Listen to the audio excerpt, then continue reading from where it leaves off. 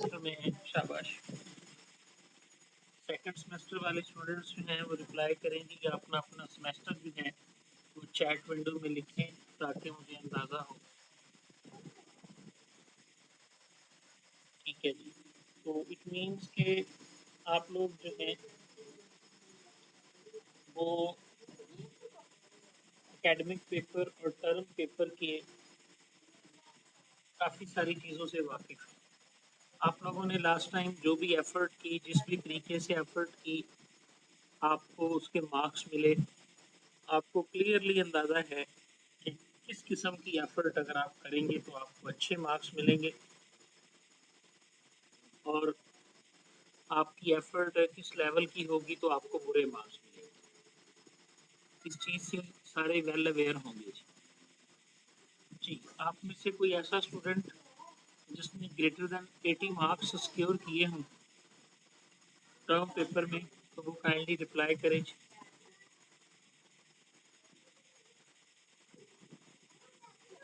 जी, जिन कोई स्टूडेंट आप में से अगर 80 से ज़्यादा मार्क्स आपके आए थे लास्ट सेमेस्टर में टर्म पेपर में।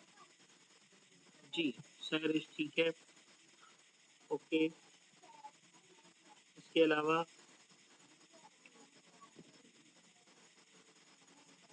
कोई और स्टूडेंट जी ठीक है, 159 जो हैं इनके भी थे, ठीक है।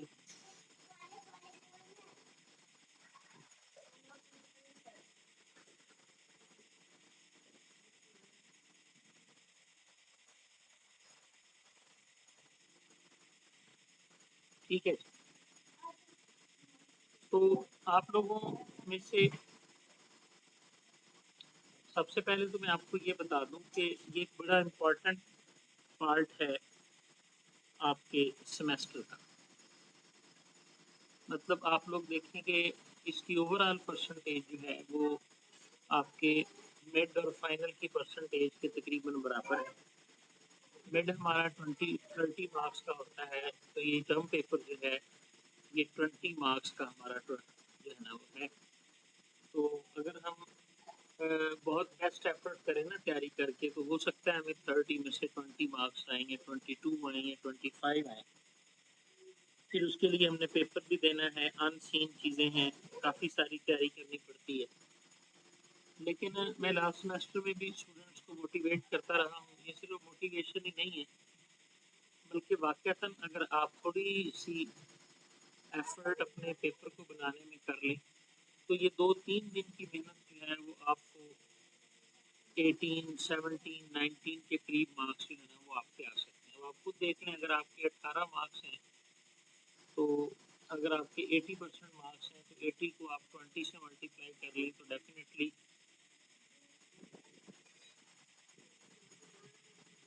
ओके जी, हिना, मैं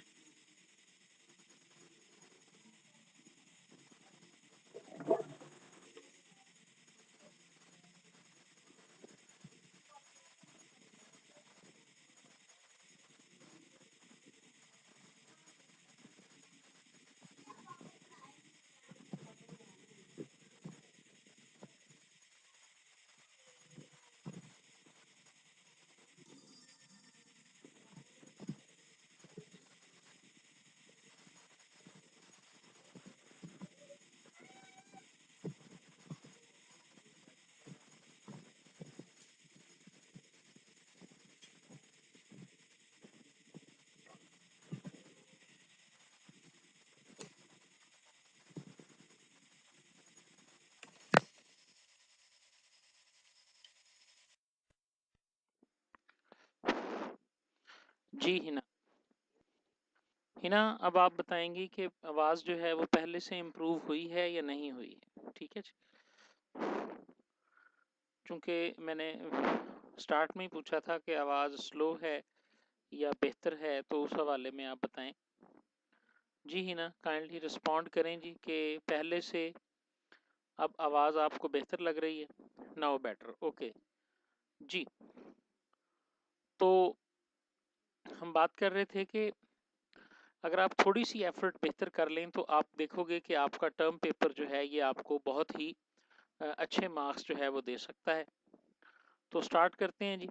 आपका जो भी क्वेश्चन होगा, जिस चीज़ से रेलेवेंट होगा, आप चैट विंडो में साथ साथ भी कर सकते हैं। और इसके अलावा इंशाल्लाह हम जो है वो सेशन के आखिर के ऊपर जो है वो क्वेश्चन आंसर का सिलसिला भी रखेंगे, वहाँ पर भी आप क्वेश्चन पूछ सकते हैं जी।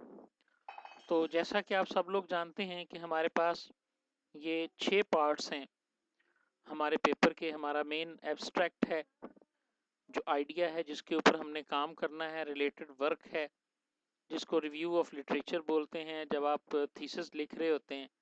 लेकिन जब आप ये पेपर टाइप लिख रहे होते हैं, एकेडमिक पेपर या टर्म पेपर, तो उस वक्त हम इसको रिलेटेड वर्क से भी जो है ना वो कह देते हैं। इंट्रोडक्शन है आपका, उसके बाद आपका एनालिसिस का फेज है, कंक्लूजन है आपका, एक्नॉलेजमेंट है और रेफरेंसेस है। ठीक है। तो एब्स्ट्रैक्ट में इसमें आप देखें कि हमारा वो आइडिया है जिसको लेकर हमने ये सारे का सारा पेपर लिखना है। रिलेटेड वर्क में हम अपने आइडिया से रिलेटेड ही जो पहले से हुआ काम है उसको यहाँ पर बयान करेंगे। इसके अंदर कोई नई चीज़ नहीं है। मिसाल के तौर पर आपने सॉफ्टवेयर क्वालिटी, जी तारिक साहब आप ज़रा इम्प्रूव अपने वॉल्यूम को इम्प्रूव करके देखें।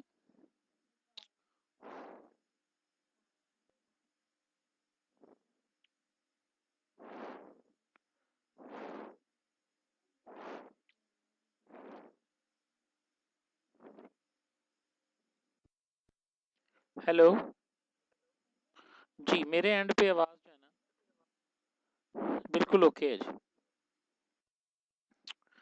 तो रिलेटेड वर्क के अंदर या रिव्यू ऑफ लिटरेचर के अंदर आपने खुद से कोई काम नहीं करना। आपने जिस डोमेन को, आपने जिस आइडिया को आपने सेलेक्ट किया है, जैसे मैं एग्जांपल देने लगा था कि मैंने एक पेपर लिखना शुरू किया जिसके अंदर मैं, फॉर एग्जांपल हम सीपीयू शेड्यूलिंग टेक्निक की बात करते हैं। तो सीपीयू शेड्यूलिंग टेक्निक्स के बारे में पहले जाहिर है सैकड़ों लोगों ने काम किया हुआ होगा। तो हमने सिर्फ उसमें से 10 से 15 लोग जो हैं उनके पहले से किए हुए जो काम है उसको देखना है और उसको अपने अल्फाज के अंदर जो है ना वो बयान कर देना है। ये हमारे पास रिलेटेड वर्क है। आमतौर पर हम क्या करते हैं कि उनका काम जो है वो as it is copy paste कर देते हैं, जो कि प्लेजरिज्म में आ जाता है। ऐसा नहीं करना आपने। आप उसका कोई पेपर लें जिसने उसी सेम आइडिया के ऊपर काम किया हुआ है, पहले उस आइडिया से मिलता जुलता काम किया हुआ है। मैं एक एग्जांपल देता हूँ। एक बंदे ने सीपीयू की शेड्यूलिंग टेक्निक्स को विंडोज़ के हवाले से डिस्कस किया हुआ है। आप सीपीयू की शेड्यूलिंग टेक्निक्स को मैक ऑपरेटिंग सिस्टम के हवाले से डिस्कस कर रहे हैं। आप सीपीयू शेड्यूलिंग टेक्निक्स को आईफोन के ऑपरेटिंग सिस्टम यानी आईओएस के हवाले से जो है ना वो डिस्कस कर रहे हैं। ठीक है। तो अब आप पर जो चीज़ ड्यू है वो ये है कि आप उस विंडो से रिलेटेड जो जिस बंदे ने काम किया हुआ है, आप उसको भी रिलेटेड वर्क के अंदर जो है ना वो लिख सकते हैं। जरूरी नहीं है कि आपने iOS के ऊपर ही किया हुआ काम जो है वो लेना है। यानी यहाँ पर लफ्ज जो है ना वो एक तो लिटरेचर है, दूसरा रिलेटेड का लफ्ज है। यानी आप उससे मिलता जुलता, आपके आइडिया से मिलता जुलता कोई भी अगर आइडिया है, एक बंदे ने शेड्यूलिंग टेक्निक्स को के ऊपर काम किया हुआ है लेकिन सिर्फ लिटरेचर उसने दिया है, उसका इंट्रोडक्शन सिर्फ उसने लिखा है, काफ़ी अच्छा इंट्रोडक्शन लिखा है, आप उसको भी कंसिडर कर सकते हैं। उसके बाद इंट्रोडक्शन है आपके पास। अब इंट्रोडक्शन जो है ना ये सुन लें, ये आपका मेन पार्ट है। इसके ऊपर आप कम से कम जो है ना वो 2 पेज आप इंट्रोडक्शन के लिखें। कम से कम 1 पेज या 1.5 पेज आपका रिलेटेड वर्क का होना चाहिए और 2 पेज आपके इंट्रोडक्शन के होने चाहिए। अब इंट्रोडक्शन जो है ये आपके टॉपिक को इंट्रोड्यूस करवाता है। ठीक है जी। इसके अंदर आप अपने टॉपिक से रिलेटेड जितनी भी चीज़ें हैं वो सारी यहाँ पर बयान कर सकते हैं। लेट्स सपोज हम किसी की मिसाल ले लें। मैं मिसाल लेता हूँ कि जी मैं सोशियो इकोनॉमिक्स क्वालिटी फैक्टर्स की बात करता हूँ सॉफ्टवेयर क्वालिटी के लिए, मैं कहता हूँ कि मैं एक काम कर रहा हूँ जो काम इस तरह से है, ठीक है जी, वो काम इस तरह से है कि मैं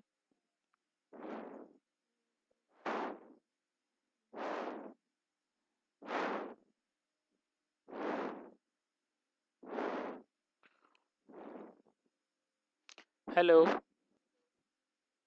जी तारिक साहब, हाँ जी तारिक साहब, मेरे एंड पे आवाज़ बिल्कुल ओके है। आप अगर आपका नेट कनेक्शन स्लो होगा तो जाहिर है वहाँ पे क्रैकिंग आ सकती है, लेकिन मैंने इसको 2 दफ़ा चेक कर लिया हुआ है, डबल चेक कर लिया हुआ है।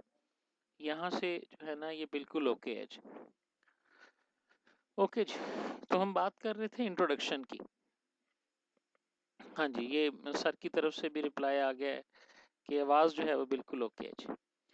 तो हम बात कर रहे थे कि हमारे पास इंट्रोडक्शन क्या है। अब मैंने एक मिसाल दी, आप ज़रा चैट विंडो में सब लोग देखें।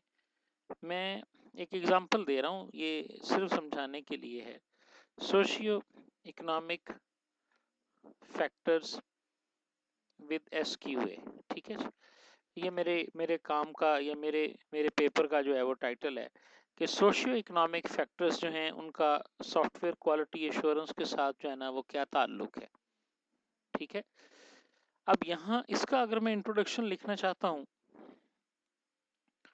तो मैं सॉफ्टवेयर क्वालिटी उसके एट्रीब्यूट्स, कौन कौन सी सॉफ्टवेयर क्वालिटी एश्योरेंस की टेक्निक्स हैं, कौन कौन से फैक्टर्स हैं, सोशियो इकोनॉमिक फैक्टर्स क्या होते हैं, वो सोशियो इकोनॉमिक फैक्टर्स जो हैं वो किस तरह से डिफरेंट जो फिनोमिनाज हैं उनको इम्पैक्ट करते हैं, ठीक है। जैसे कम्युनिकेशन के ऊपर सोशियो इकोनॉमिक फैक्टर्स का असर होता है, इसी तरह वो सॉफ्टवेयर के साथ किस तरह से रिलेट करते हैं। ये सारी चीज़ों की एक लंबी तमहीद मैंने बता दिया आपको। 2 पेज तो कम से कम आप इंट्रोडक्शन के सोचें। मैं यहाँ से स्टार्ट करूँगा और इसको कम्प्लीटली इंट्रोड्यूस करवाऊँगा। कोई बंदा इस पूरे पेपर को पढ़ने के बाद उसके जहन में कोई ऐसी टर्म नहीं, आपको पता है, आपने इंट्रोडक्शन लिखा, लिखने के बाद आप एनालिसिस में चले गए। आप एनालिसिस में गए तो वहाँ पर आपको पता चला कि यार फलां चीज़ को मैं इंट्रोड्यूस करवाना भूल गया हूँ, जिसकी मुझे एनालिसिस के अंदर ज़रूरत पड़ रही है। या एनालिसिस करते हुए आपको पता चला कि फलां फैक्टर, फलां डेफिनेशन, फलां एरिया जो है वो मेरे टॉपिक का ऐसा है कि जिसको मैंने इंट्रोडक्शन में नहीं लिखा, तो आप दोबारा इंट्रोडक्शन में जाएं और वहां जाकर उसको दोबारा से भी आप लिख सकते हैं। तो इंट्रोडक्शन जो है ये आपके पूरे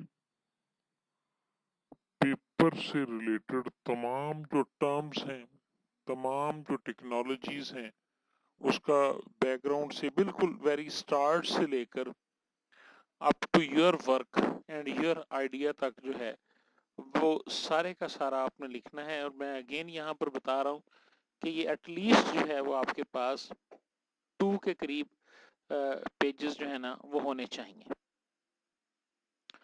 और मैं एंड पे आपको दिखाऊंगा भी एक टर्म पेपर लिखा हुआ कि किस तरह से उसके अंदर इंट्रोडक्शन को जो है ना वो बनाया गया। उसके बाद हमारे पास एनालिसिस पार्ट होगा। ये थोड़ा सा टेक्निकल पार्ट है। ये वो हिस्सा है जहां पर आपने अपनी स्किल्स को प्रूव करना है, ठीक है। यानी जो भी आपका आइडिया है वो आइडिया बाकी सारी दुनिया से किस तरह मुख्तलिफ है, आपने क्या ऐसा नया काम किया है, वो आपने अपने एनालिसिस पार्ट के अंदर दिखाना है। यहाँ पर आप अगर कोई कंपैरिजन कर रहे हैं तो अगर आपने कोई केस स्टडी को फॉलो किया है, अगर आपने जो है वो कोई प्रोग्रामिंग को यूज़ किया कंप्यूटर के ऊपर, फॉर एग्जांपल आप एक थीसिस लिख रहे हैं या टर्म पेपर लिख रहे हैं, अगर आप मैथ का टर्म पेपर लिख रहे हैं और तो अगर आपने कोई मैथमेटिकल मॉडल उसकी कैलकुलेशंस वगैरह बनाई हैं तो वो भी एनालिसिस पार्ट के अंदर आप लिखेंगे। अगर आप बायो के ऊपर जो है वो कोई काम कर रहे हो, आप बिजनेस एडमिनिस्ट्रेशन का कोई काम कर रहे हो, कोई भी जो भी आपकी डोमेन है, जो भी आपका एरिया है, उसके अंदर अब आपने कोई डायग्राम्स हैं, कोई टेबुलर फॉर्म के अंदर डाटा है या कोई भी ऐसी पिक्चर्स हैं, फिनोमिना, वो सारी चीज़ें अब आपने एनालिसिस के अंदर लिखनी है। आपकी डायग्राम्स आपके 5 से 6 पेपर, अगर आप 6 पेज का पेपर लिखते हैं तो 2 से ज़्यादा डायग्राम्स उसमें नहीं होनी चाहिए। कोशिश करें कि आप अपने पेपर के अंदर 1 से 2 डायग्राम्स को लाजमी यूज़ करें, रेलेवेंट डायग्राम्स होनी चाहिए। ऐसा नहीं लगना चाहिए कि इसने पेपर्स को पूरा करने के लिए डायग्राम्स को बनाया है, ठीक है। यानी इस तरह से आप डायग्राम्स को यूज़ कर सकते हैं। आप इंट्रोडक्शन के अंदर भी डायग्राम को यूज़ कर सकते हैं। आप let's suppose operating system architectures के ऊपर बात कर रहे हैं, ठीक है। आप सिस्टम डेवलपमेंट लाइफ साइकिल्स के ऊपर पेपर लिख रहे हैं। आप जो है वो डिफरेंट सॉफ्टवेयर के जो फ्रेमवर्क हैं उनके ऊपर काम कर रहे हैं, ठीक है जी। आप डिफरेंट नंबर थ्योरीज के ऊपर काम कर रहे हैं। आप different mathematical models and machines जो हैं उनके ऊपर काम कर रहे हैं। आप जिस किस्म का भी काम कर रहे हैं, आप इंट्रोडक्शन के अंदर भी डायग्राम्स शो कर सकते हैं और एनालिसिस पार्ट के अंदर भी आप डायग्राम्स को या टेबल्स को जो है ना वो शो कर सकते हैं, ठीक है। और उसके बाद आपका कंक्लूजन होगा जो कि हाफ पेज का होता है आमतौर पे, हाफ से भी कम, एक पैरा होगा या ज़्यादा से ज़्यादा ये 2 पैराज हो सकते हैं। 2 कॉलम हमने बनाना होता है। एक्नॉलेजमेंट भी एक पैरा होता है जो कि 5 से 7 लाइनों का होता है। रेफरेंसेस आपने इसके अंदर ऐड करने हैं और ये रेफरेंसेस जो होंगे ये आपने जिन जो review of literature related work के अंदर जिन पेपर्स को इस्तेमाल किया उनको भी आप रेफरेंसेस में डाल सकते हैं। आपने इंट्रोडक्शन लिखने के लिए जिन बुक्स को यूज़ किया, जो जिन पेपर्स को यूज़ किया, जिन जिन इंटरनेट के लिंक्स को आपने यूज़ किया, वो सारी की सारी चीज़ें जो हैं वो आप रेफरेंसेस में डाल सकते हैं। वो सारे रेफरेंस आपने उसके अंदर डालने हैं एनालिसिस करते हुए। अगर आपने किसी भी रिसर्च को यूज़ किया है, ठीक है, तो या किसी के नताइज को यूज़ किया है, या आपने लेट्स सपोज आप डेटाबेस जो ऑब्जेक्ट ओरिएंटेड डेटाबेसेस हैं, आप उनके डेटाबेस मैनेजमेंट सिस्टम के ऊपर काम कर रहे हैं, तो आपने उसके अंदर ओरेकल की डॉक्यूमेंटेशन को यूज़ किया है, ठीक है। वहाँ से आपने कोई भी टॉपिक ऐसा लिया है या कोई डायग्राम ऐसी ली है जिसको आपने अपने एनालिसिस में शो किया है, तो उसको भी आप रेफर यहाँ पे कर सकते हैं।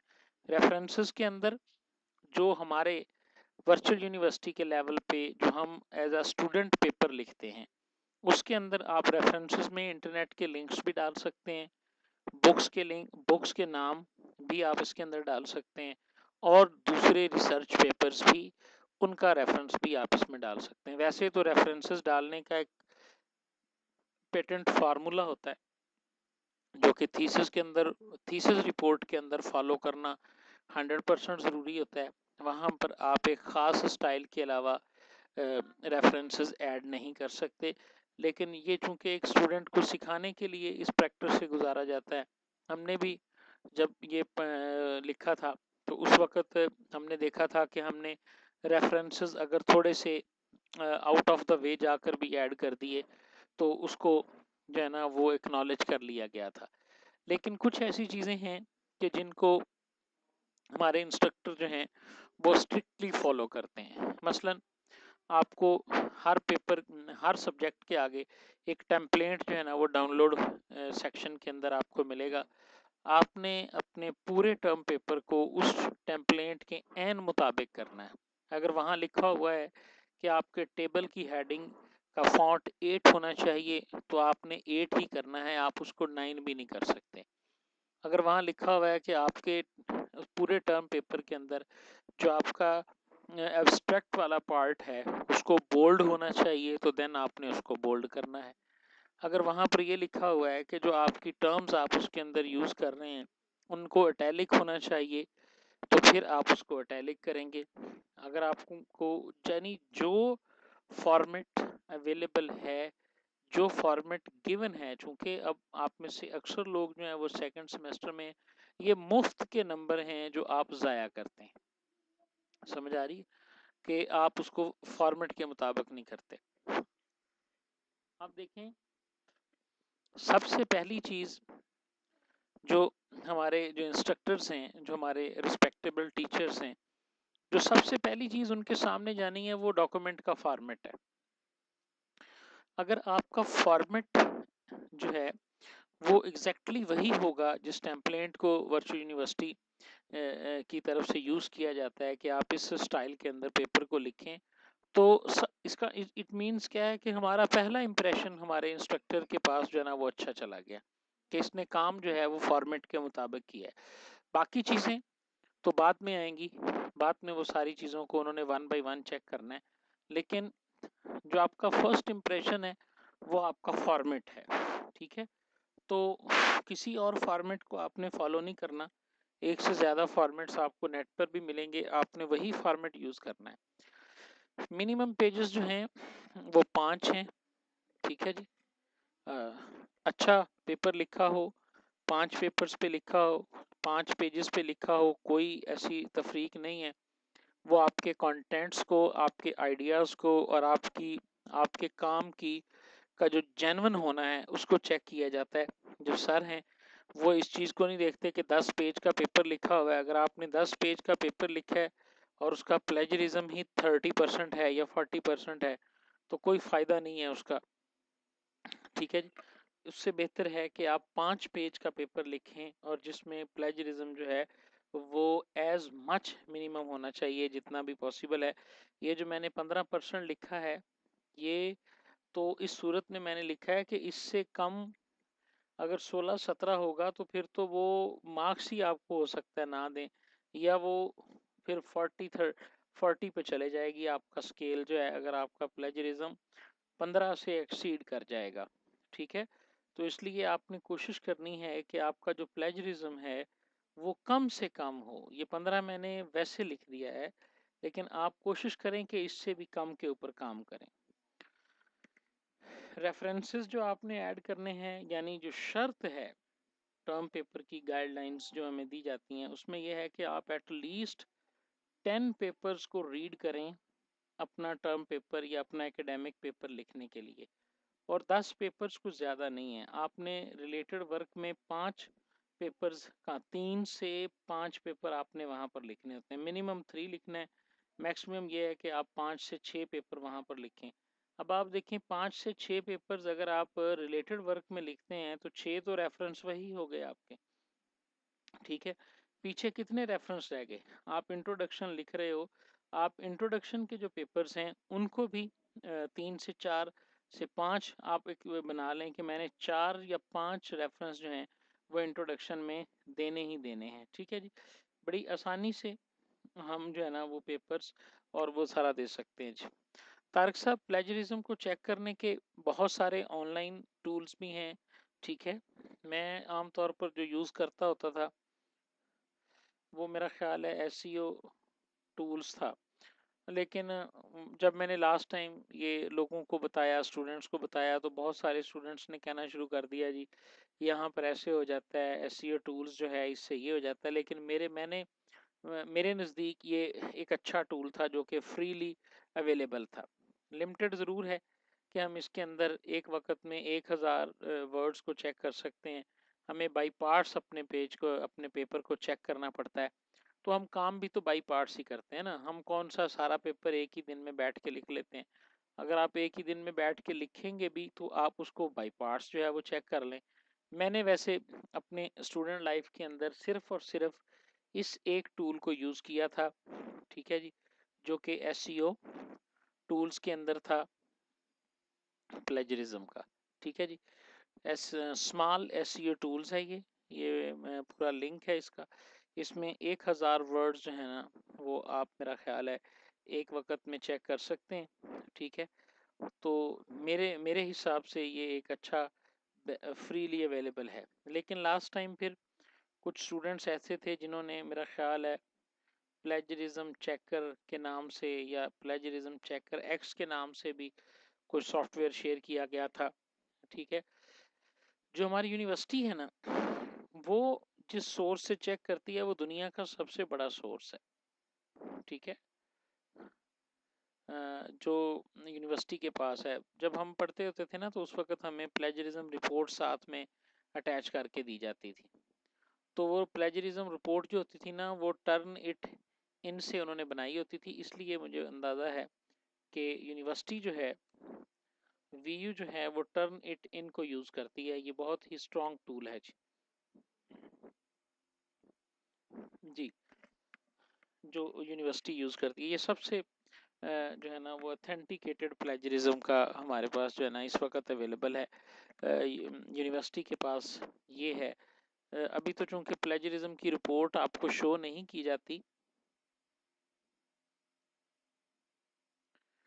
जी जी बिल्कुल निसार साहब, आप ये वादा दानिश कदा के प्लेटफॉर्म पे उनको याद करवा सकते हैं। सर की मेरी मुझसे भी बात हुई थी कि हम कोशिश करेंगे कि टर्निटेड इनको जो है ना वो हम बाय कर लें, ठीक है, और एक मिनिमम से चार्जेस हों उसको यूज़ करने के, या जो सब सब तो जाहिर है उसको यूज़ नहीं कर सकेंगे, ठीक है।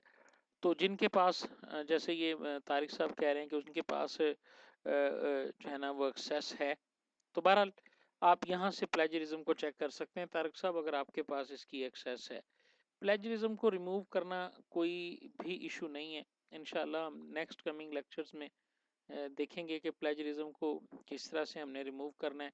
आप अगर एक पैरे को खुद से पढ़ के और खुद से अपने अल्फाज में लिख दें तो प्लेजरिज्म रहता ही नहीं है, ज़रूरत ही कोई नहीं है कहीं चेक करने की, ठीक है ना। लेकिन जब हम कॉपी पेस्ट में चले जाते हैं, सिनोनिम्स में चेंज करने में पड़ जाते हैं, या इंटरनेट के ऊपर मौजूद स्पिनर्स की मदद से उनको स्पिन करके चेंज करने के अंदर चले जाते हैं, तो देन प्लेजरिज्म रिमूव नहीं होता, सिनोनिम्स के बदलने से नहीं होता।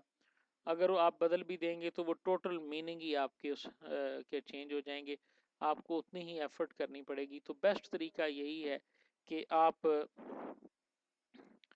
जो है ना वो रीराइट करें, रिप्रोड्यूस करें आप, ये सबसे बेहतरीन तरीका है जी। इसके अलावा मुझे कोई ऐसा तरीका नहीं और ना ही मैं कोई तरीका ऐसा जो है ना वो बताता हूँ जी। हाँ जी मलिका, ये एक इजीएस्ट अप्रोच है और रिस्की अप्रोच है, क्योंकि टर्न इट इन जो है ना ये दो चीज़ें फाइंड आउट करता है। एक तो ये प्लेजरिज्म को देखता है, दूसरा ये इंडेक्स चेकिंग भी करता है, ठीक है। तो मुझे बड़ी अच्छी तरह याद है कि मैंने एक लिखा था क्वेरी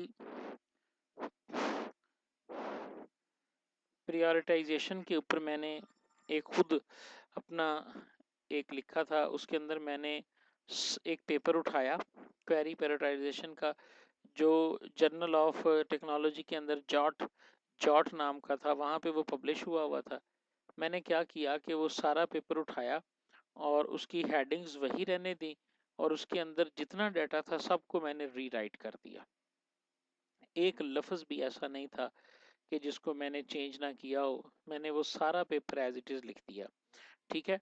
तो लेकिन क्या हुआ कि मुझे उसका 0 मार्क्स मिला, और उसमें जो था वो ये था, वो मुझे बड़ी अच्छी तरह याद है, सिमिलैरिटी इंडेक्स फाउंड 90%, ये वाला उसके अंदर मुझे जो है ना वो आया था कि जो इंडेक्स है, सिमिलैरिटी इंडेक्स, आपका टेक्स्ट नहीं है लेकिन आपने सेम एक ही पैटर्न के ऊपर, अगर उसने जो जो हेडिंग्स उन्होंने दी हुई थी, मैंने सेम हेडिंग्स के नीचे जो है ना वो चेंज कर दिया था। हाँ, अगर आप इस काबिल हो कि आप उन हेडिंग्स को भी जो है ना वो नए नाम से और नए तरीके से अगर आप उसको लिख सकते हो, उनको भी आप टोटली चेंज कर सकते हो, तो देन ऐसा पॉसिबल है कि आप ऐसा कर सकते हैं कि आप एक पेपर को जो है ना वो री राइट कर लें, ठीक है। लोग करते हैं ऐसा, और बाज़ लोगों से तो मैंने सुना है वो कहते हैं जी कि हमारे बड़े अच्छे मार्क्स आ जाते हैं। लेकिन चूंकि मैं आपको अपना पर्सनल एक्सपीरियंस शेयर कर रहा हूँ, तो मैंने कभी भी कोई पेपर रीराइट नहीं किया था क्वेरी प्रायोरिटाइजेशन के अलावा। जब उसमें मुझे 0 मिला तो उसके बाद मैंने कभी ऐसा नहीं किया, ठीक है। ये पेपर, नया पेपर लिखना कोई मुश्किल काम नहीं है, it's a matter of time, not the matter of technique. सिर्फ आप टाइम अगर दे दें तो आपका ये मामला हो सकता है। कोई नई टेक्नोलॉजी इसके अंदर नहीं है, बहुत सारी टेक्निक्स हैं जी। आप एक लफ्ज़ है वो यूज़ किया करें, जैसे मैं कहता हूँ क्वेरी, ये वैसे तो पता नहीं लोग स्प्रिंगर को यूज़ करते हैं, ठीक है जी, और गूगल स्कॉलर को यूज़ करते हैं, ठीक हो गया। इसी तरह और बहुत सारी ऐसी वेबसाइट्स हैं, IEEE की वेबसाइट्स को यूज़ करते हैं, ठीक है, एंड रिसर्च गेट को यूज़ करते हैं। लेकिन चूंकि वहाँ पर अकाउंट बनाना पड़ता है, फिर उसकी मेंबरशिप लेनी पड़ती है, कुछ की फ्री है, कुछ का अकाउंट है। मैंने वैसे ऐसा नहीं किया। हमारे लेवल के जो पेपर हैं जिनके ऊपर हमने एज अ स्टूडेंट काम करना होता है, उसके लिए कोई ऐसी ज़रूरी नहीं है। आप सिंपली कोई एक टॉपिक बताएं जिसके ऊपर आपने पेपर सर्च करना है। आप गूगल के अंदर एक छोटी सी टेक्निक को यूज़ करें, जैसे मैं यहाँ पे लिख रहा हूँ, ठीक है जी, क्वेरी प्रोसेसिंग। ये इस तरह करके आप जिस मर्जी टॉपिक को फाइंड आउट करें, आपके सामने आएंगे ही पेपर, ठीक है। फाइल टाइप कॉलन PDF लिखें, क्वेरी प्रोसेसिंग लिखें, फाइल टाइप कॉलन PDF लिखें, जो भी आप लफ्ज़ लिखेंगे उसके साथ फाइल टाइप कॉलन PDF को यूज़ करें, तो आप देखेंगे कि आपके सामने सिर्फ PDF रिजल्ट्स ही आएंगे। और वो PDF रिजल्ट से क्या मुराद है कि वो पेपर जिस मर्जी सोर्स के ऊपर पड़ा हुआ है, जहाँ से वो डाउनलोड हो सकता है, वो डायरेक्ट PDF फाइल आपके सर्च इंजन के अंदर आएगी। आप लोग इसको ट्राई करके देखिएगा।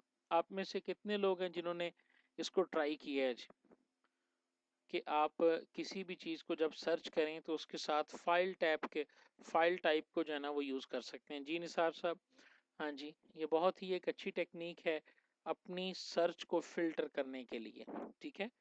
गूगल के ऊपर आप जो सर्च करते हो वो वेब में से सर्च होता है। हाँ जी, एग्जैक्टली वही चीज़ आ जाती है। खुर्शीद साहब भी कह रहे हैं, हाँ जी, ये एहसान साहब भी एक लिंक यूज़ कर रहे हैं, साइंस हब यूज़ किया है वहाँ से। लेकिन आप कोई भी पेपर अगर देखना चाहते हैं ना, तो आप ये फाइल टाइप कॉलन PDF को यूज़ करके देखेंगे, काफ़ी बेहतर आपको नज़र आएगा जी। जी, सब लोग एक दफ़ा स्लाइड पे देखें जी, कोई ऐसा पॉइंट जो इसमें आपकी समझ में नहीं आया, तो देन हम मूव करते हैं नेक्स्ट की तरफ। फॉर्मेट को स्ट्रिक्टली फॉलो करना है, मिनिमम पेजेस 5 होने चाहिए। ग्रुप आप 2 लोगों का बना सकते हैं। अगर आप 2 लोगों का ग्रुप बनाएंगे तो फिर आपको थोड़ा सा क्वालिटी वर्क करना पड़ेगा। आपके पेपर की length definitely more than 7 pages होनी चाहिए। अगर आप 2 लोग काम कर रहे हैं और जो पेपर आप लिख रहे हैं उसमें ज़ाहिर है जब 2 लोगों के लिए इंस्ट्रक्टर, हमारे रिस्पेक्टेबल टीचर्स उनको चेक करेंगे, तो ज़ाहिर है उनकी डिमांड भी फिर 2 वाली होगी। तो ये नहीं है कि एक बंदे ने काम किया हुआ है, पेपर आपने 5 पेज का लिखा हुआ है, उसका टॉपिक भी इतना ज़्यादा अट्रैक्टिव नहीं है, काम भी उसके अंदर इतना मतलब आपने बेहतर नहीं किया हुआ, तो फिर ज़ाहिर है आप अपने नंबर जो है ना वो लॉस कर सकते हैं जी। क्लियर है जी यहाँ तक? सब लोग ज़रा चैट विंडो में रिप्लाई करें जी मुझे, ताकि मैं नेक्स्ट मूव कर सकूं जी।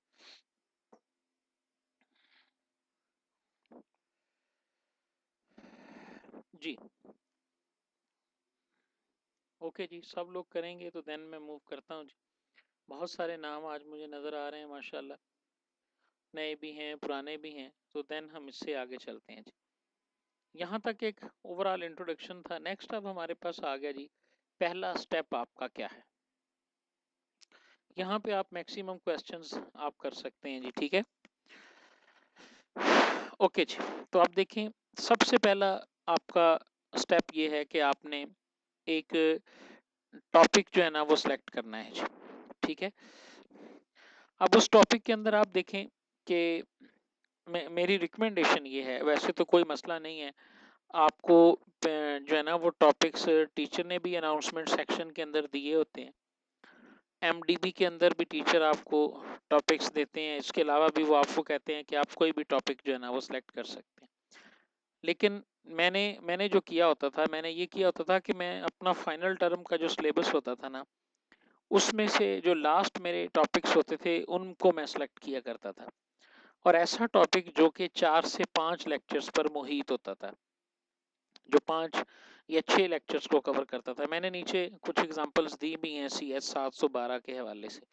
ये मैं रात ही किसी के लिए टॉपिक सेलेक्ट कर रहा था, तो इसलिए ये एग्जांपल्स मेरे जहन में थी कि जैसे मैंने देखा CS 712 के जो 33 और 33 और 34 से ऑनवर्ड लेक्चर्स हैं ना, वो क्वेरी ऑप्टिमाइजेशन और क्वेरी पैरेललिज्म के ऊपर जो है ना वो मुश्तमिल थे। तो अब आप देखिए मैंने सेलेक्ट कर लिया कि मैं क्वेरी ऑप्टिमाइजेशन के ऊपर काम करूंगा या मैं क्वेरी पैरेललिज्म के ऊपर काम करूंगा। इससे मुझे फ़ायदा क्या होगा? आप कोई 5-10 पेपर पढ़ेंगे, आप अपने स्लाइड्स को देखोगे, आप रिकमेंडेड बुक्स को देखोगे, तो ये टॉपिक एटलीस्ट आपका। अब अगर कोई बंदा क्वेरी ऑप्टिमाइजेशन के ऊपर काम करता है तो 5 लेक्चर्स उसके CS 712 के तैयार हो जाते हैं। ठीक है, पैरेललिज्म के ऊपर मेरा ख्याल है 2 लेक्चर्स हैं और वो तैयार हो जाते हैं और ये काफ़ी इंपॉर्टेंट टॉपिक जो है ना वो बन जाता है। हाँ जी, और दूसरा काम जो आपने करना है वो है कि अब आपने अपने टॉपिक को नैरो करना है। ठीक है, नैरो आपने इतना नैरो करना है कि वो स्पेसिफिक हो जाए।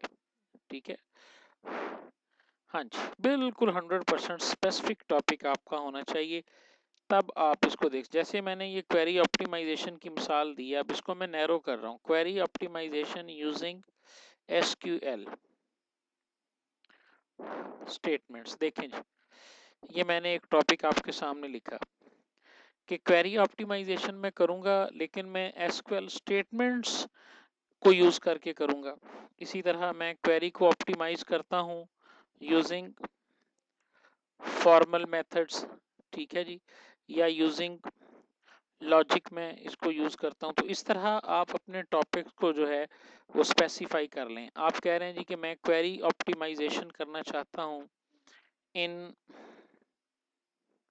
DDBMS। ठीक है जी, मैं क्वेरी को ऑप्टिमाइज करना चाहता हूं इन क्वेरी एनालाइजर, और इस तरह कुछ भी आप अपने टॉपिक को जो है ना वो मजीद नैरो कर सकते हैं। इसी तरह पैरेललिज्म जो है ये आपका एक मेन टॉपिक होगा, उसके बाद आपने उस टॉपिक को कोशिश करना है कि नैरो कर दें। जैसे ही आप अपने टॉपिक को नैरो करोगे ना, इससे आपको बहुत बेनिफिट होगा। आपका जो एरिया और आपका इंट्रोडक्शन है ना वो स्पेसिफाइड हो जाएगा। ठीक है, आपको पेपर्स फाइंड करने में आसानी होगी। आप क्वेरी ऑप्टिमाइजेशन के ऊपर जाएं, आपको सैकड़ों पेपर मिलेंगे, लेकिन आपको क्वेरी ऑप्टिमाइजेशन और SQL स्टेटमेंट हो सकता है डिफरेंट चीज़ें हों, इनके ऊपर आपको इतने पेपर ना मिलें, तो आप इन दोनों को मिक्सअप करके जो है वो एक नया टॉपिक तैयार कर सकते हैं जी। जी, यहाँ तक बात की समझ आ गई है जी किस तरह से आपने करना है जी। SDLC मेथडोलॉजी मलिका देखें बहुत सारी हैं। आप मॉडर्न ट्रेंड, अब आपने SDLC मेथडोलॉजी आप देखो कि एजाइल मेथडोलॉजीज हैं, इसी तरह रेड के नाम से मेथडोलॉजीज हमारे पास आ गई हैं। इसी तरह जो हमारे पास सीक्वेंशियल मेथडोलॉजीज भी मौजूद हैं। आजकल तो ऑब्जेक्ट ओरिएंटेड के ऊपर मुश्तमिल मेथडोलॉजीज भी हमारे पास आ गई हैं, प्रोटोटाइपिंग की भी हैं। अब SDLC मेथडोलॉजीज जितनी भी आपकी हैं ना, अब आप, ये बहुत बड़ा टॉपिक है SDLC मेथडोलॉजी, आप इसको नैरो कर दो। मसलन आप कहते हो कि best SDLC methodologies in real time systems. मैं एक छोटी सी मिसाल दे रहा हूँ कि रियल टाइम सिस्टम्स को डिज़ाइन करने के लिए जो SDLC मेथडोलॉजीज हैं वो कौन सी होनी चाहिए। अब आप इसमें SDLC मेथडोलॉजीज को डिस्कस करोगे, रियल टाइम सिस्टम की करैक्टरिस्टिक्स को डिस्कस करेंगे, और उसके बाद आप उनके लिए जो बेस्ट मैच होगा और जो रिकमेंडेशंस होंगी वो अपने एनालिसिस पार्ट के अंदर कोई फैक्ट्स एंड फिगर्स की बुनियाद के ऊपर या किसी केस स्टडी की बुनियाद के ऊपर जो है ना इसको कर सकते हैं जी। क्लियर हुआ ये जी?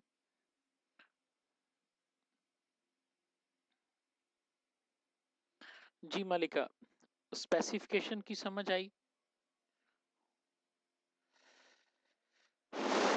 हाँ जी, DBMS का जर्नल नॉन से है जहां से ज्यादा मटेरियल मिल जाए।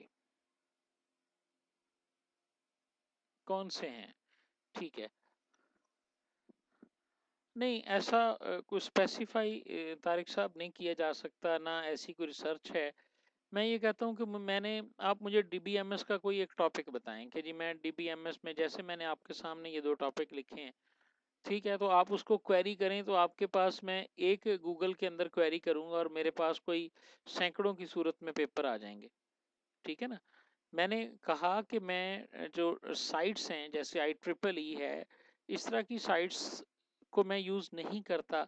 मैं कह रहा हूँ कि आप गूगल को यूज़ करें और जो पेपर्स फ्रीली अवेलेबल हैं, आप IEEE पे जाते हो, मेंबरशिप करवानी पड़ेगी जी, फलां करना पड़ेगा, ये करना पड़ेगा, वो करना पड़ेगा, पता नहीं उसकी कोई फ्री वाली ऑप्शन इसमें मौजूद है भी या नहीं है।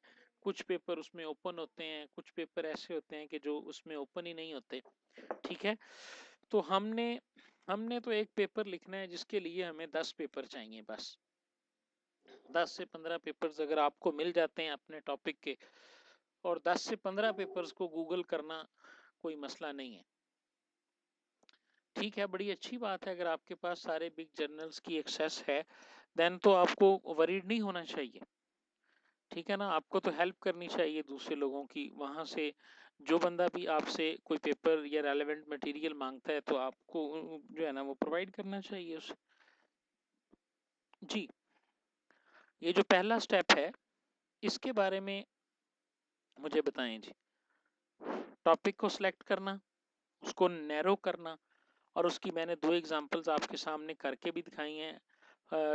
मैंने चूंकि वो एग्जांपल्स ज़्यादातर DBMS में से दे दी हैं, इसका ये मतलब नहीं है, टॉपिक मेरे सामने DBMS का था तो इसलिए मैंने वो ज़्यादा दे दी हैं। अब CS706 के हवाले से, हाँ जी, फौजिया शाहिद और नाजिश का ये क्वेश्चन है। फौजिया, आप अपना आपने कभी जो है ना वो अपना कोर्स ओवरव्यू देखा है जो लेक्चर वाइज होता है, लेक्चर 1, लेक्चर 2, लेक्चर 3? हाँ जी, उसमें 23 से आगे चले जाएं लेक्चर्स में, कोई एक टॉपिक बताएं मुझे, कोई एक सब्जेक्ट बताएं। जैसे नाजिश ने CS706 बोला है, अब चूंकि मेरे पास तो CS706 का कोर्स आउटलाइन नहीं है, ठीक है। अगर आपके पास कोर्स आउटलाइन है तो उसको यहाँ पे 711 है, आप कोर्स आउटलाइन को वो जो लेक्चर वाइज है ना वो टॉपिक यहाँ पे शेयर करें तो मैं उसी में से आपको बता दूंगा। जी जी, मैं यहाँ पे ओपन करने की कोशिश कर रहा हूँ, जो वर्चुअल यूनिवर्सिटी का एक ओपन है ना, जैसे मैं 711 को अब खोल रहा हूँ जी। 711 कोर्स जो है मैं इसको फाइंड आउट करने की कोशिश करता हूँ जी। मुझे मिल गया है, सॉफ्टवेयर डिज़ाइन के नाम से है, देखें जी। जी फौजिया, ये मैं आपको दिखाता हूँ जी। जी, ये एक एग्जांपल मैं आपके सामने शो कर रहा हूँ जी, ये सब लोग चैट विंडो में देखिएगा जी। जी, फौजिया शाहद ने 711 कहा तो ये 711 के टॉपिक्स हैं जी। सॉफ्टवेयर प्रोसेसेस, डिज़ाइन बेसिक्स है, आर्किटेक्चर है, सॉफ्टवेयर डिज़ाइन के प्रिंसिपल्स हैं, सॉफ्टवेयर पैटर्न्स हैं, डिज़ाइन पैटर्न्स हैं, डिज़ाइन पैटर्न्स हैं, क्रिएशन है, इंट्रोडक्शन टू आर्किटेक्चर है, सॉफ्टवेयर डिज़ाइन। अब इसमें आप देखो, सर्विस ओरिएंटेड आर्किटेक्चर्स हैं, मॉडल ड्रिवन आर्किटेक्चर्स हैं, एंटी पैटर्न्स हैं, ईडीएम्स हैं, ये सारे आपके टॉपिक्स हैं, ठीक है। आप फर्ज करो कि आप सर्विस ओरिएंटेड आर्किटेक्चर पे को आप सिलेक्ट कर लेते हो, तो अब आप इसके बारे में पढ़ना शुरू कर दो, ठीक है।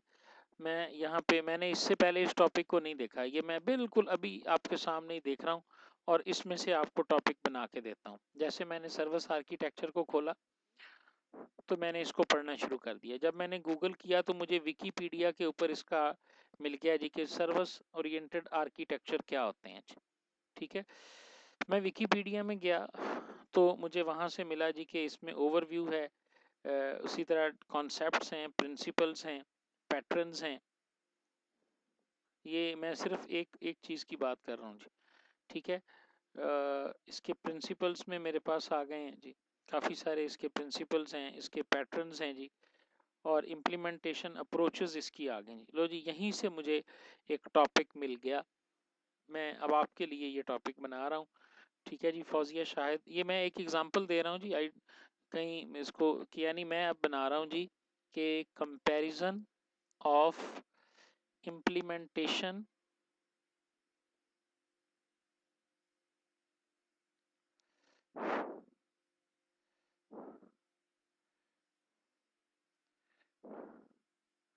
comparison of implementation approaches for SOA, ये आपका टॉपिक है जी। ठीक है, वैसे मैं बता रहा हूँ, आप इस पे काम करें या ना करें वो एक अलग बात है।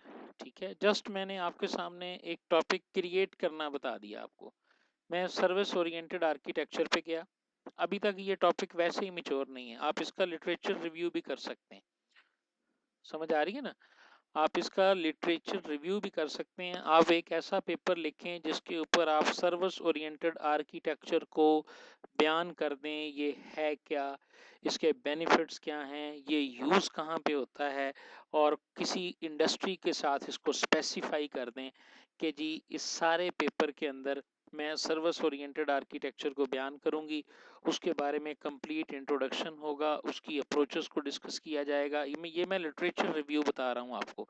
ठीक है, and then so and so on जी। सब लोगों को क्लियर हुआ जी? ये आपके सामने मैंने एक पेपर, एक जो है ना वो आपका जो सिलेबस है उसमें से एक बना के दिखाया आपको जी, कि आप किस तरह से टॉपिक सेलेक्ट कर सकते हैं। बाकी तमाम लोगों को भी क्लियर होगी है जी ये बात जी? जी, कोई ऐसा स्टूडेंट जिसको अभी भी कोई प्रॉब्लम हो या चाहता हो कि कोई एक और एग्जांपल बना के दिखा दी जाए, तो वो अपना कोर्स मुझे बताए। जैसे जी नाजिश, सॉफ्टवेयर टेस्टिंग है, CMM है जी। नाजिश, आप इसमें से कोई टॉपिक बनाना चाहते हैं? जी नाजिश, आपने ये जो टॉपिक मुझे भेजे, हाँ जी, CS 726, तारिक साहब इसको मैं करता हूँ जी आपके लिए। नाजिश क्या कर रही है? अच्छा जी, नाजिश का क्वेश्चन ये है जी, मारिया बेटा फिलहाल आप प्लेजरिज्म को भूल जाएं, एक पूरा लेक्चर दूंगा आपको प्लेजरिज्म के ऊपर, हमने इसको चेक कैसे करना है और रिमूव कैसे करना है। अगर आप मेरे बताए हुए तरीके के मुताबिक पेपर लिखें, आंखें बंद करके पेपर सबमिट कर दें, प्लेजरिज्म आएगा ही नहीं। मैं गारंटी दे रहा हूँ जी, ये इतने लोग आप मेरी बात सुन रहे हैं, इसकी रिकॉर्डिंग भी चलनी है, लोगों ने रिकॉर्डिंग सुननी भी है। ठीक है ना, और वो तरीका मैं डिस्कस करूंगा, कोशिश करूंगा उसकी वीडियो बना के आप सब लोगों के साथ शेयर की जाए, और उस वीडियो में मैं आपके सामने एक पैरा लूंगा और उस पैरे को मैं रीराइट करूंगा। ठीक है जी, रीराइट करने के बाद आपको प्लेजरिज्म चेक करवाऊंगा जी। ओके जी, नाजिश ने हमें भेजा कि सॉफ्टवेयर टेस्टिंग है, सॉफ्टवेयर प्रोसेस एश्योरेंस है, सॉफ्टवेयर क्वालिटी मैट्रिक्स है, और सॉफ्टवेयर क्वालिटी प्रोसेस मॉडल है जी। जी नाजिश, आप सॉफ्टवेयर टेस्टिंग के ऊपर आ जाएं। ठीक है जी, आप गूगल के ऊपर जाओ और सॉफ्टवेयर टेस्टिंग जो है ना वो लिख दो। ठीक है, उसके ऊपर आपको बहुत कुछ मिलेगा। ये जो मुझे सबसे पहला लिंक मिला ना, मैंने उसको खोल लिया, व्हाट इज सॉफ्टवेयर टेस्टिंग। तो मुझे यहाँ पे नज़र आ रहा है जी कि सॉफ्टवेयर टेस्टिंग जो है वो कितने किस्म की है। ठीक है जी, स्टैटिक टेस्टिंग है, डायनामिक टेस्टिंग है, प्लानिंग है, प्रेपरेशन है, वैल्यूएशन है, ये बहुत सारी चीज़ें मेरे सामने लिखी हुई नज़र आ रही हैं जी। ठीक है, आप बड़ी बड़ी सिंपल सी बात है, आप सॉफ्टवेयर टेस्टिंग को स्पेसिफाई कर दो जी। मलिका आपको भी बताता हूँ, आपने पता नहीं 708 का कोई बेस्ट टॉपिक था, मैं बता रहा हूँ। मैं बेसिकली आपके टॉपिक्स में से आपने किस तरह से सिलेक्शन करनी है उस चीज़ को डिस्क्राइब कर रहा हूँ। अगर आप कह रहे हो कि मैं एक एक को टॉपिक सेलेक्ट करके दे दूं तो ये थोड़ा सा मुश्किल नहीं हो जाएगा? आपके सामने मैंने एक एग्जांपल दी, वो लकीली किसी के लिए थी, अब मुझे फौजिया के लिए थी, CS 711। अब दूसरी एग्जांपल जो है वो हम बात कर रहे हैं नाजिश के लिए, वो आई थिंक 706 में से है, सॉफ्टवेयर टेस्टिंग के हवाले से है जी। तो आप नाजिया देखें, सॉफ्टवेयर टेस्टिंग यूजिंग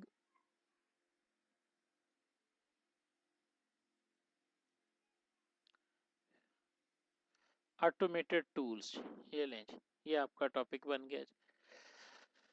आपने सॉफ्टवेयर टेस्टिंग को बयान करना है, और मार्केट के अंदर ये लेटेस्ट टॉपिक है, बहुत सारे ऐसे टूल्स आए हैं जो आपके सॉफ्टवेयर को टेस्ट करके आपको बता देते हैं कि इसमें क्या क्या इसकी क्वालिटी है, कैसे कैसे इसको आप चेक कर सकते हैं। ठीक है, तो आप सॉफ्टवेयर को टेस्ट करें, और उसके बाद ऑटोमेटेड टूल्स जो हैं उसके ज़रिए आप टेस्टिंग को किस तरह से बेहतर कर सकते हो, और ऑटोमेटेड टूल्स के ज़रिए की जाने वाली जो टेस्टिंग होगी उसमें आपकी इम्प्रूवमेंट, आपकी एफिशिएंसी, आपकी कॉस्ट एंड बजट जो है वो किस तरह से बेहतर होगा, ये चीज़ें आप इसके अंदर यूज़ कर सकते हैं जी। ठीक है जी, हाँ जी, क्लियर हुआ चीज़ों का जी? जी, यहाँ तक सब लोग बता दें जी। जी मलिका, अब अगर आप कहती हैं तो बताएं जी मुझे क्या था आपका, तो मैं आपके लिए भी कोई टॉपिक बना लेता हूँ जी। जी मलिका, हाँ जी, कौन सा सब्जेक्ट था जी आपका? 708 जी, 708 को मैं खोलता हूँ जी। 7-8, ठीक है, मैं कोई एक एग्जांपल आपके लिए कर देता हूँ जी। 708 की एग्जांपल मैं आपके लिए करता हूँ जी, क्योंकि मेरे पास तो वो कोर्स आउटलाइन इस वक्त मौजूद नहीं है। मैं ओपन OCW जो वेबसाइट है ना वर्चुअल यूनिवर्सिटी की, वहाँ से इसको फाइंड कर रहा हूँ। 708 को मैंने फाइंड किया जी, सॉफ्टवेयर रिक्वायरमेंट इंजीनियरिंग है जी। इसका सिलेबस मैंने उठाया, तो मैं कोशिश कर रहा हूँ जी कि ये सिलेबस मैं पोस्ट मिड वाला सिलेबस उठा रहा हूँ जी। और ये आप सब लोग यहाँ पे देखिएगा जी। हाँ जी, रिक्वायरमेंट प्रायोरिटाइजेशन में प्रिसाइज करते हैं टॉपिक्स को। ठीक है जी, निसार साहब, आप रिक्वायरमेंट्स को प्रायोरिटाइज करने के ना डिफरेंट तरीके होते हैं। ठीक है, मिसाल के तौर पे आप रिक्वायरमेंट की प्रायोरिटी किस बेस के ऊपर बनाते हैं? उनके क्रिटिकल होने पे बनाते हैं, या जो है ना वो किसी और फैक्टर पे बनाते हैं? आपके लिए ये रिकमेंडेशन है मेरी, आप रिक्वायरमेंट प्रायोरिटाइजेशन जो है ना इसको स्टेक होल्डर के हवाले से बना लें। ठीक है, दोबारा सुन लें, आपके जो एंड यूजर है ना उनकी बुनियाद के ऊपर आप अपनी रिक्वायरमेंट को प्रायोरिटाइज कर लें। आपके सिस्टम का एंड यूजर डायरेक्टर भी होता है, मैनेजर भी होता है, एडमिनिस्ट्रेटर भी होता है, एक आम यूजर भी होता है, और उसके अलावा एक प्रोग्रामर या एनालिस्ट भी होता है। ठीक है, ये डिफरेंट आपकी के यूजर्स हैं जो जहां से आप रिक्वायरमेंट्स को हासिल कर रहे हैं। ठीक है, तो आप रिक्वायरमेंट्स की प्रायोरिटी इन यूजर्स की बुनियाद के ऊपर लगाने की कोई टेक्निक प्रपोज कर सकते हैं, या उसके ऊपर आप काम कर सकते हैं रिक्वायरमेंट प्रायोरिटाइजेशन के हवाले से। जी मलिका, लिंक किस चीज़ का जी? नहीं नहीं, ये लिंक नहीं है, ये तो जस्ट मैं बता रहा हूँ जहां से मैंने ये आपका टॉपिक, नहीं ये टॉपिक्स हैं, कोर्स ओवरव्यू है आपका जो है ना। ठीक है जी, जी नजर आ रहा है जी, ये 708 है जी उसका। इसमें आप देखें, मुझे एंड के ऊपर नजर आ रहा है requirement engineering for web based system, requirement engineering for product lines. जी, आपका टॉपिक यहाँ पे यहीं से बन गया जी। आप रिक्वायरमेंट इंजीनियरिंग को फॉर वेब बेस्ड, इसको आप कर लें जी काम, वेब बेस्ड सिस्टम्स। ठीक है, कि रिक्वायरमेंट इंजीनियरिंग जो होती है वो एक बिजनेस सिस्टम के लिए और तरह होती है, एक रियल टाइम सिस्टम के लिए और तरह होती है, एक इंडस्ट्री और प्रोडक्ट वाले सिस्टम के लिए और तरह होती है। वेब बेस्ड सिस्टम अगर आपके पास हो, आप एक वेबसाइट बनाने जा रहे हैं या आप एक वेब बेस्ड सिस्टम बनाने जा रहे हैं, उसके लिए रिक्वायरमेंट इंजीनियरिंग के जो स्टेप्स हैं, जो चीज़ें हैं, क्या वो सेम रहेंगी या उनके अंदर हमें कोई इनोवेशन लाने की ज़रूरत है, ताकि उसके हिसाब से जो है ना उसको चेंज किया जाए? तो ऐसा पॉसिबल है, बिल्कुल 100% ये नेचुरल है कि आपका सॉफ्टवेयर डेवलपमेंट लाइफ साइकिल जो है ना ये चेंज हो जाता है, याद रखें। ठीक है, कि आपका सॉफ्टवेयर, आप सब लोग इस बात से एग्री करते हैं ना जी, कि आपके पास अगर एक प्रोसेस हो किसी भी काम करने का, मिसाल के तौर पर हम बात करते हैं, तो वो इंडस्ट्री टू इंडस्ट्री जो है ना वो चेंज होता रहता है। अनफॉर्चुनेटली, चूंकि मैं हो सकता है यहाँ पर कुछ स्टूडेंट ऐसे भी हों जो अदर देन कंप्यूटर साइंसेस के होंगे, MS के, चूंकि ये आज की अनाउंसमेंट चूंकि तमाम कोर्सेज के अंदर गई हुई थी। ठीक है, तो मैं एक छोटी सी मिसाल दे रहा हूँ आपको कि हमारे पास एक सॉफ्टवेयर को बनाने का एक मॉडल है जो जिसके 5 स्टेप हैं। ठीक है, उस मॉडल के इन स्टेप्स को हम आगे पीछे कर सकते हैं as per domain of the project. मसलन आप एक एजुकेशनल सॉफ्टवेयर बना रहे हैं, तो हो सकता है आपको ये स्टेप्स आगे पीछे करने पड़ जाएं। ठीक है जी, तो इसी तरह जो है ना वो आप रिक्वायरमेंट इंजीनियरिंग के जितने भी आपने स्टेप्स पढ़े हैं, एलिसिटेशन है, वैलिडेशन है, एनालिसिस है और एसआरएस की राइटिंग है, आप देखें कि वेब बेस्ड सिस्टम के हवाले से आपको कहीं से मिले कि वाकयातन क्या वेब बेस्ड सिस्टम के लिए वही प्रोसेस रहता है या हमें कुछ थोड़ा सा डिफरेंट करना पड़ता है एक रूटीन की रिक्वायरमेंट इंजीनियरिंग के हवाले से। जी जी काइंडली इस फर्स्ट स्टेप से आगे जाने दें जी मुझे कि आपने टॉपिक को सिलेक्ट कैसे किया, उसको नैरो कैसे किया जी। हाँ जी 100% जी 100% तमाम लोग ये एड्रेस जो है ना जी वो देखें theITeducation @gmail.com जी, ये मेरा ईमेल एड्रेस है जी। तमाम लोग इस ईमेल एड्रेस को सेव कर लें। आप अपना एब्स्ट्रैक्ट मुझे चेक करवा सकते हैं, आप अपना लिखा हुआ पेपर मुझे चेक करवा सकते हैं, आप अपना आइडिया मुझसे ईमेल के ऊपर शेयर कर सकते हैं। ठीक है, व्हाट्सएप का नंबर मेरा जो है ना वो मेरा गिवन है सर को दानिशकदा में, आप कोशिश करें। ठीक है, आप कॉल करके भी मुझे डिस्कस कर सकते हैं, कोई ऐसी बात नहीं है। ठीक है, मैं नंबर भी यहाँ पे शेयर कर रहा हूँ जी। दानिशकदा के जो स्टूडेंट है उसके लिए, सॉरी नंबर गलत हो गया, 6835 है जी, 683546 ठीक है जी। मैं आपका फुल टाइम टीचर हूँ, ये कोई 1 से 2 घंटे के लिए नहीं हो। आप दी, हाँ जी टी मिसिंग है जी, theITeducation@gmail.com। पानी मिलेगा, जाग रहे हैं? ओके जी, आप लोग डिसाइड करें कि आपका पहला स्टेप क्लियर हुआ या नहीं हुआ। मैं ज़रा पानी पी लूँ जी।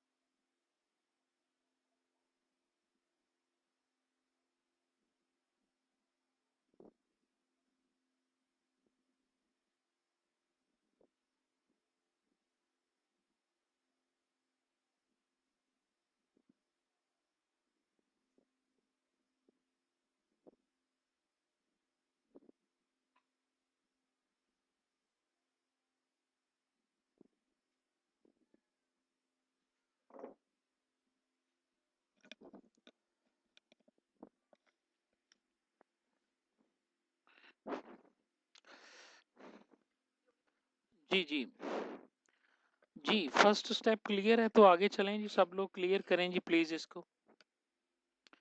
आप लोग अपने टॉपिक्स को कोशिश करें कि जो सर ने अनाउंसमेंट के अंदर अगर कोई टॉपिक्स दिए हैं वो टॉपिक्स लेटेस्ट होते हैं, अगर आप उनके ऊपर काम करेंगे तो आपका नॉलेज बढ़ेगा। ठीक है, और अगर आप अपने टॉपिक्स को अपने सिलेबस में से सेलेक्ट करते हैं तो उससे ये है कि आपकी जो फाइनल टर्म की प्रेपरेशन है उसमें आपको हेल्प मिलेगी। ठीक है जी, तो इसी तरह ये इट्स अप टू यू कि आप उनके गिवन टॉपिक्स में से ले लेंगे, जैसे मर्जी ले लेंगे। ओके जी, तो मूव करते हैं जी अपने नेक्स्ट स्टेप की जानब। दूसरा स्टेप हमारे पास क्या है जी कि 3 तरीकों का आप पेपर लिख सकते हैं जी। एक पेपर सबसे आसान है जिसको मैं इजी वन कहता हूँ, ये लिटरेचर रिव्यू है। आप किसी एक टॉपिक को सिलेक्ट करें और उसका लिटरेचर रिव्यू कर दें, उसके बारे में बात कहाँ से शुरू हुई थी, ठीक है, इस वक्त कहाँ पर मौजूद है और उसका फ्यूचर क्या है, इस सारी चीज़ को आप डिस्कस कर दें किसी भी एक टॉपिक के हवाले से। ठीक है, और उसके बाद उसको उसकी रिकमेंडेशंस दे दें कंक्लूजन्स के अंदर, ठीक है, तो ऐसा भी आप कर सकते हैं। ओके जी, समझ आ गई है इसकी, ये जो मैं रिव्यू के हवाले से आपसे बात कर रहा हूँ जी। जैसे मैंने अभी पिछली एग्जांपल में नहीं कहा था, आप कोई भी एक ले लें, मैं यहाँ पे एक छोटी सी एग्जांपल और देता हूँ, ठीक है जी। नंबर थ्योरी के ऊपर आप लिटरेचर रिव्यू कर दें, ऐसे पेपर्स मौजूद हैं, ऐसे पेपर्स हकीकत में मौजूद हैं जी। मसलन मैं यहाँ पे एक पेपर ढूंढता हूँ, software quality assurance literature review, file type PDF.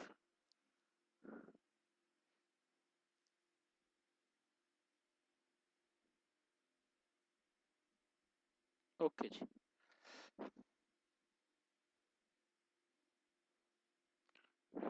जी ये मेरे पहले पेपर की एग्जांपल है जी, ये लिंक मैंने आपके साथ शेयर किया जी। देखें जी, ये एक पेपर है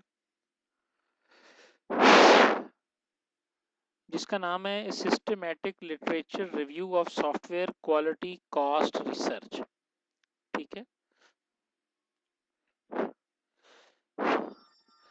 अब इसमें कोई क्वांटिटेटिव या क्वालिटेटिव मेथड यूज नहीं किया गया, सिर्फ उसके फैक्टर्स को रिव्यू कर दिया गया है। 41 पेजेस का ये पेपर है जो पब्लिश्ड रिसर्च है किसी बंदे की, ठीक है ना जी।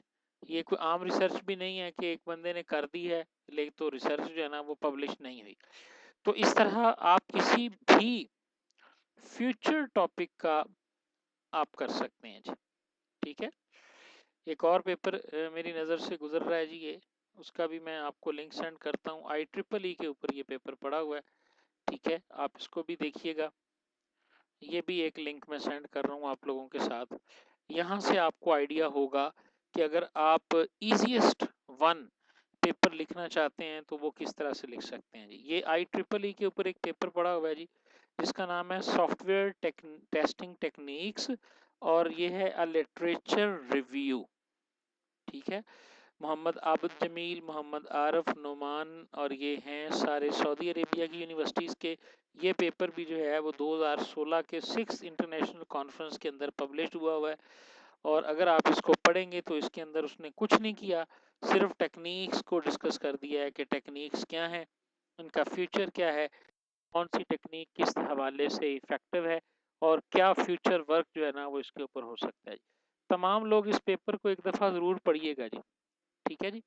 इससे आपको अंदाज़ा होगा कि अगर क्वालिटी काम अगर आपने इस तरह का भी किया होगा तो वो पब्लिश हो सकता है। हम लोग तो समझते हैं ना जी कि टर्म पेपर और रिसर्च पेपर का मतलब ये है कि कोई नई चीज़ इजाद कर देना, तो ऐसा नहीं।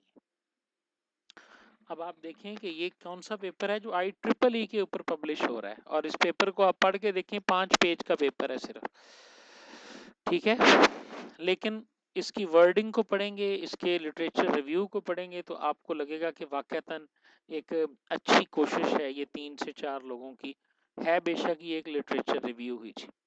हाँ जी, तो इसका क्लियर हो गया जी सब लोगों को कि पहला तरीका जो सादा तरीन तरीका है वो ये है हमारे पास कि आप किसी भी एक फ्यूचर टॉपिक्स को देख लें। जिस तरह यहाँ पर एक बच्ची थी जिसने 7-11 के हवाले से देखा था, ठीक है जी। तो एक मेरे जहन में अभी आ गया है डिज़ाइन पैटर्न्स के हवाले से, ठीक है जी। डिज़ाइन पैटर्न्स, और उसका अगर आप लिटरेचर रिव्यू कर दें तो ये भी एक अच्छा टॉपिक होगा, ठीक है जी। डिज़ाइन पैटर्न के हवाले से फ्यूचर है ये भी, और फ्यूचर में किस तरह के डिज़ाइन पैटर्न्स जो है ना वो होंगे, और जो काम आप कर रहे हो इसको आगे कैसे लेके जाया जा सकता है, ये चीज़ भी आप फ्यूचर वर्क के अंदर जो है ना वो कर सकते हैं। दूसरा तरीका क्या है, ये इजी वन वाला जो है ना, ये कोशिश करें कि एक बंदा ही करे। लिटरेचर रिव्यू 2 लोगों के लिए करोगे तो कुछ भी नहीं मिलेगा, 40-40 नंबर मिलेंगे। हाँ, अगर एक आदमी कर लेगा तो बेहतर है। Moderate, do a comparison between different techniques, methods, architectures, models, structures, and ये थोड़ा सा मुश्किल काम हो जाता है जी, ठीक है जी। आप comparisons कंडक्ट कर रहे हो, अब ये कंपैरिजन जो है ना ये डेफिनेटली इसके अंदर डिफरेंट फैक्टर्स होंगे, आपकी रिसर्च शामिल होगी। वो कंपैरिजन आपने क्वांटिटेटिव बेस के ऊपर करना है या लिटरेरी कंपैरिजंस करना है, लेकिन ओवरऑल ये थोड़ा सा मुश्किल हो जाता है। ठीक है जी। Comparison between different techniques, methods, architectures and models, और उसके बाद जाहिर है फिर आपने रिकमेंड भी करना होता है कि कौन सा मॉडल या टेक्निक जो है वो इस मेरे कंपैरिजन की बुनियाद के ऊपर बेहतर है। लास्ट टाइम मुझे याद है कि मैंने नंबर थ्योरी एल्गोरिदम्स जो थे इनके कंपैरिजन एक बच्ची से करवाया था कि जितने भी नंबर थ्योरी जो है, नंबर थ्योरी के अंदर जितने भी मेथड्स हैं नंबर थ्योरी को सॉल्व करने के, उसमें जीसीडी मेथड था और भी कुछ इस तरह के मेथड्स थे, उन तमाम मेथड्स को डिस्क्राइब करने के बाद उनका हमने कंपैरिजन किया था कि कौन सा मेथड जो है वो कंप्यूटेशनल टाइम के हवाले से हमें बेहतर नताइज जो है ना वो दे सकता है। सीपीयू की शेड्यूलिंग टेक्निक्स हैं, इस तरह की बहुत सारी चीज़ें हैं। आप देखो, आप जिस भी टॉपिक में हो आपके पास ज़रूर कहीं ना कहीं एक काम को करने की एक से ज़्यादा टेक्निक्स। अभी पीछे गुजरा है एक टीचर, एक स्टूडेंट ने पूछा था कि एसडीएलसी के मेथड्स जो हैं उनका बेटा आपस में कंपैरिजंस करवा देना। ठीक है जी। डेवलपमेंट टेक्निक्स आपके पास हैं, हमें पता है कि जी ऑब्जेक्ट ओरिएंटेड भी एक प्रोग्रामिंग है, एक हमारे पास जो है वो रैपिड डेवलपमेंट इन्वायरमेंट आजकल आगे हुए हैं, एक के अंदर हमारे पास और बहुत सारी टेक्निक्स हैं। ठीक है जी।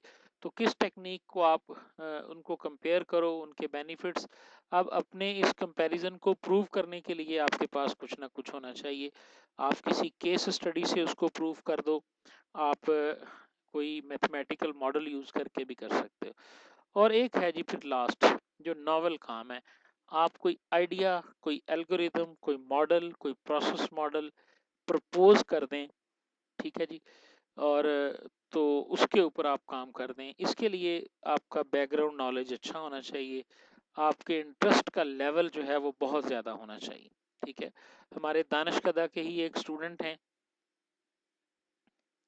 शहजेब अब्बास कंबर शायद उनका नाम है, अगर मैं भूल नहीं रहा तो। SAQ के नाम से वो आमतौर पर एडेड होते हैं ग्रुप्स के अंदर। CR भी हैं शायद, MS के। ये स्टूडेंट ऐसे हैं माशाल्लाह।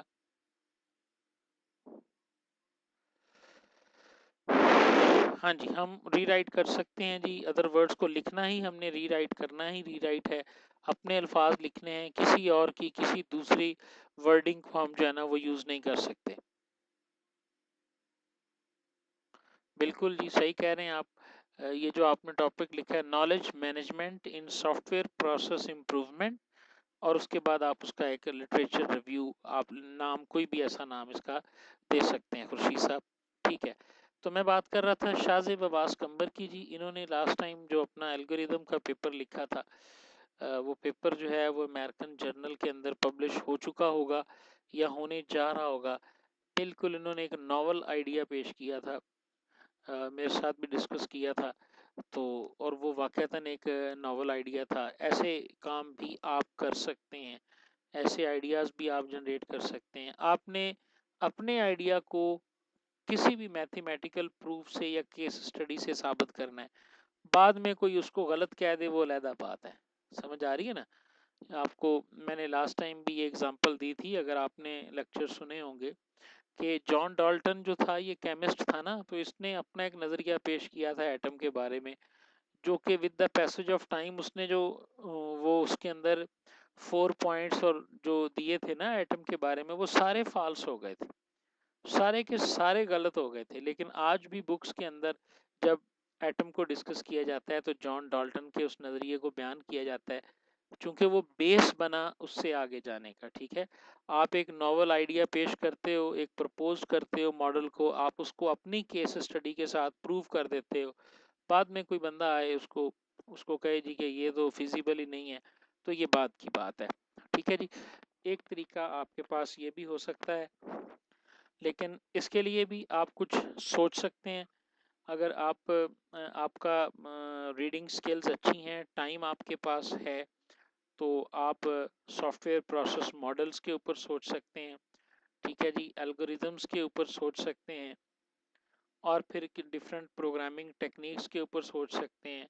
इसी तरह मैथमेटिक्स के न्यूमेरिकल मेथड्स हैं, उनकी इम्प्लीमेंटेशन के ऊपर सोच सकते हैं, और डिफरेंट किस्म के टॉपिक्स हैं उनको आप अच्छा, एक और चीज़ होती है, नावल के अंदर इम्प्रूवमेंट भी होती है कि एक एल्गोरिदम पहले से मौजूद है, आपने उसकी एग्जीक्यूशन टाइम को इम्प्रूव कर दिया, आप किसी तरीके से उसके अंदर कोई इम्प्रूवमेंट ले आए हैं, तो ये भी नॉवल टेक्निक के अंदर ही आएगा जी।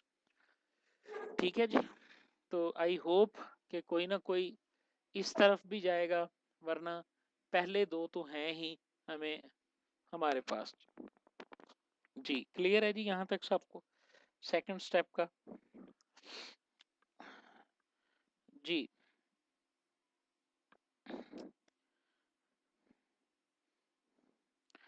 हाँ जी, नेक्स्ट चलते हैं जी। अब हमारा आज के लेक्चर का जो आखिरी काम है वो यही है, आइडिया एग्जाम्पल्स को हम डिस्कस करेंगे जी, बाकी चीज़ों को इंशाल्लाह बाद में डिस्कस करेंगे। अब आप पे डिपेंड करता है जी कि आप किस तरह से अपने एब्स्ट्रैक्ट को, अपने टॉपिक्स को, आप आज आपने टॉपिक को फाइनल करना सीखा है ना, तो आपका काम बनता है, ये जो 22-23 लोग हैं, कि ये आज अपने तमाम सब्जेक्ट्स के टॉपिक्स और उनके हेडिंग्स जो हैं वो बनाकर सोएं।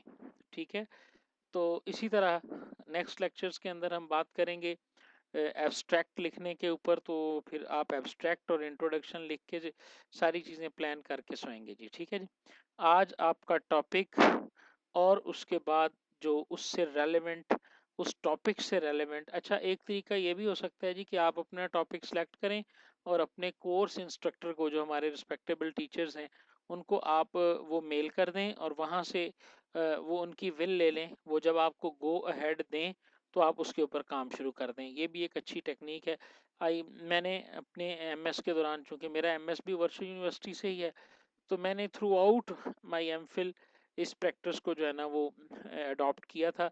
मैं कोई भी टॉपिक करने से पहले अपने जो रिस्पेक्टेड टीचर्स होते थे उनको सेंड करता होता था, और उनसे टॉपिक को अप्रूव करवाने के बाद फिर मैं उसके ऊपर काम करता होता था।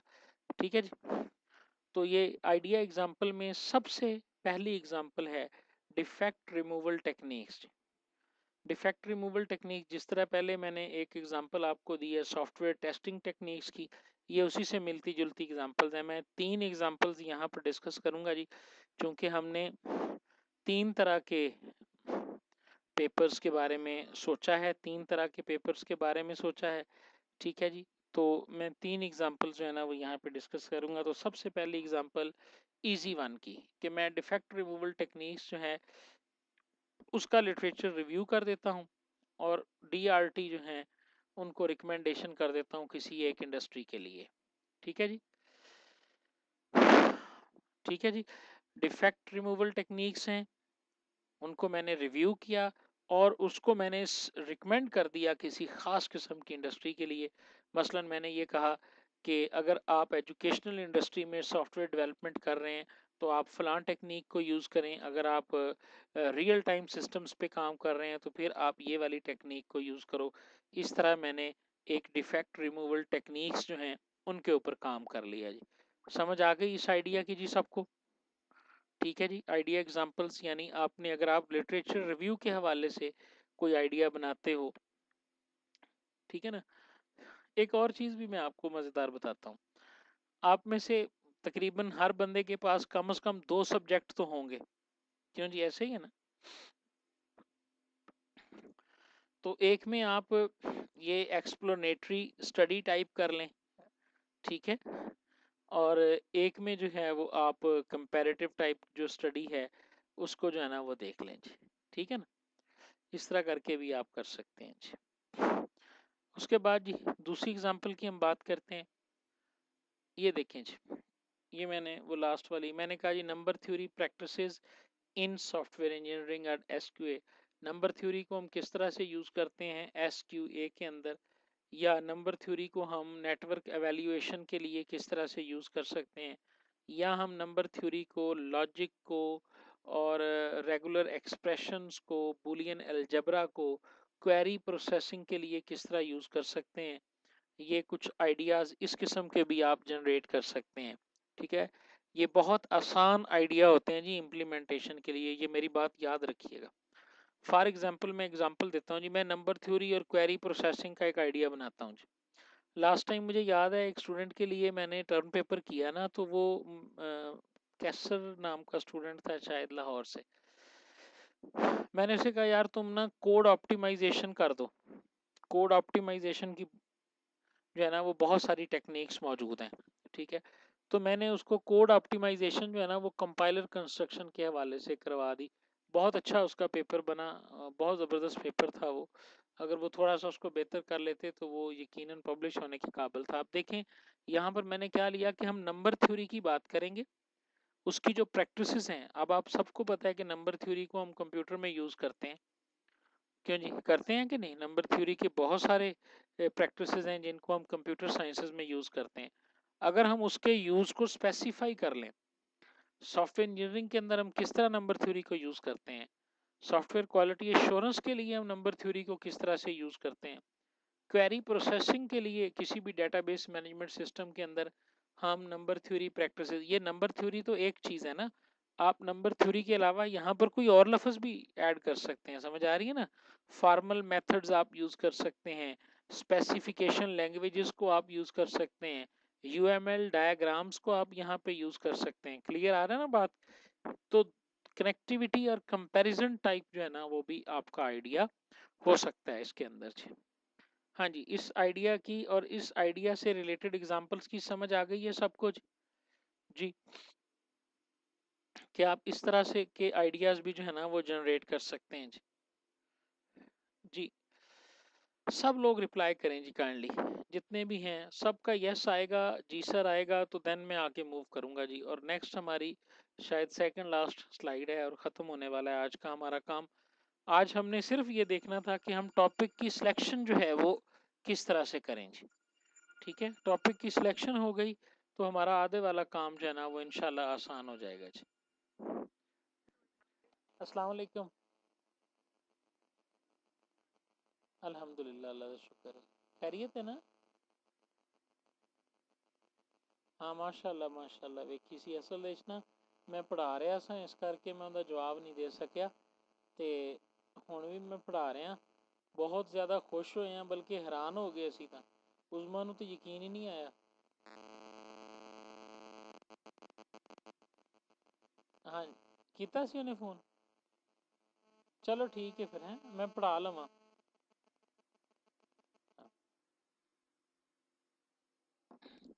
जी and it's a difficult choice to choose. अब मेरा ख्याल है खुर्शीद साहब, मैं नहीं समझता कि हमें 1.5 घंटा हो गया, हम आइडिया सिलेक्शन के ऊपर ही काम कर रहे हैं और ये की है। देखें यानी आइडिया सिलेक्शन पता क्या है कि आपने आप एक जनरल बस स्टैंड पे खड़े हैं और बहुत सारी बसेस जो हैं वो आपको आपकी मंजिल की तरफ लेके जाती हैं, तो आपने कौन सी बस में सवार होना है, ताकि उसके हिसाब से आप जो है ना वो क्लियर हो जाएगी जी। ठीक है जी। जी नेक्स्ट हमारे पास जो है वो तीसरी चीज़ आ गई जी, आइडिया एग्जांपल्स की, जो हमारे पास है कंपैरिजंस के हवाले से। Comparisons of CPU scheduling techniques with respect to CPU utilization. आप देखें कि आपका सीपीयू शेड्यूलिंग की डिफरेंट टेक्निक्स आपने पढ़ी होंगी जी, कि हम फर्स्ट कम फर्स्ट सर्व कर सकते हैं, टेम्पोरल लोकेलिटी को देख सकते हैं, इसी तरह हम शॉर्टेस्ट जॉब फर्स्ट कर सकते हैं, और राउंड रॉबिन टेक्निक्स हैं। बहुत सारी टेक्निक्स आपने ऑपरेटिंग सिस्टम के अंदर पढ़ी होंगी जो इसके हवाले से है। आप इसको सीपीयू शेड्यूलिंग को छोड़ दें, आप कोई भी एक टॉपिक है उसकी उसको परफॉर्म करने का, उसको एग्जीक्यूट करने का, आप नेटवर्क एवेल्यूएशन की बात ही कर लें। अगर आप नेटवर्क्स के हवाले से बात करते हैं तो नेटवर्क की स्पीड को एवेल्यूएट करने के हमारे पास डिफरेंट मेथड्स हो सकते हैं। कि आप किसी नेटवर्क की स्पीड को एवेल्यूएट करना चाहते हैं, कितनी स्पीड है, तो आप उसको डिफरेंट चीज़ों से मैयर कर सकते हैं। उसकी ट्रांसमिशन मीडियम की स्पीड से मैयर कर सकते हैं, नंबर ऑफ पैकेट्स की जो डिलीवरी है उसके हवाले से आप उसको मैयर कर सकते हैं। आप जो ratio between the transmission and receiving of data. तो यानी डिफरेंट किस्म की आपके पास चीज़ें मौजूद हैं, डिफरेंट फैक्टर्स इन्वॉल्व होते हैं, तो आप उनके कंपैरिजन्स के ऊपर जो है ना वो बात कर सकते हैं। जैसे मैंने एक एग्जांपल यहाँ पे दी कि हम सीपीयू शेड्यूलिंग टेक्निक्स को कंपेयर करते हैं सिर्फ एक फैक्टर की बुनियाद पर, और वो फैक्टर है सीपीयू यूटिलाइजेशन की। हम सीपीयू शेड्यूलिंग टेक्निक्स को कंपेयर करते हैं मल्टी कोर प्रोसेसिंग के हवाले से, ठीक है। हम सीपीयू शेड्यूलिंग टेक्निक्स को कंपेयर करते हैं एंड्रॉयड ऑपरेटिंग सिस्टम के हवाले से, मैक ऑपरेटिंग सिस्टम के हवाले से, या मोबाइल डिवाइसेस के हवाले से, या डिफरेंट रैम के आर्किटेक्चर्स के हवाले से, ठीक है ना जी। तो इस तरह बस ये जहन में रखें आप कि जो भी आप काम कर रहे हैं उसको कोशिश करें कि आप स्पेसिफाई कर लें। जैसे जब आप स्पेसिफाई कर लेंगे, नैरो कर लेंगे, तो आपके लिए उस आइडिया के ऊपर काम करना जो है वो मजीद आसान हो जाएगा जी। ठीक है जी। नॉवल आइडिया, ये कुछ मैंने नॉवल आइडियाज यहाँ पर लिखे हैं, ठीक है जी।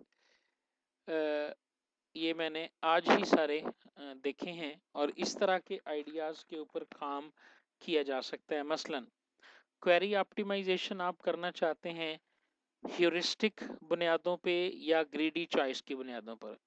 क्वेरी ऑप्टिमाइजेशन की बहुत सारी टेक्निक्स होंगी। आप कोई ऐसी टेक्निक ईजाद करते हैं कि जिसके अंदर आप कोई ग्रीडी चॉइस लेकर क्वेरी को ऑप्टिमाइज कर सकते हैं। जाहिर है ये इसमें एवरी टाइम तो आप सक्सेसफुल नहीं होंगे, क्योंकि ये ग्रीडी चॉइस है। समझ आ रही है ना? मिसाल के तौर पर आपके पास 1000 नंबर है, आपने उसमें से किसी एक नंबर को आपने चूज करना है, ठीक है।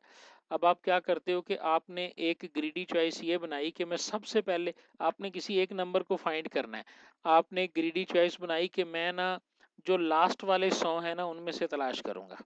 ये बात मेरी समझ में आ रही है? 1000 की एरे है, किसी एक पर्टिकुलर नंबर को आपने सर्च करना है, तो अब आप कहते हो कि जी मैं सबसे पहले लास्ट वाले 100 जो है उनको चेक करूंगा।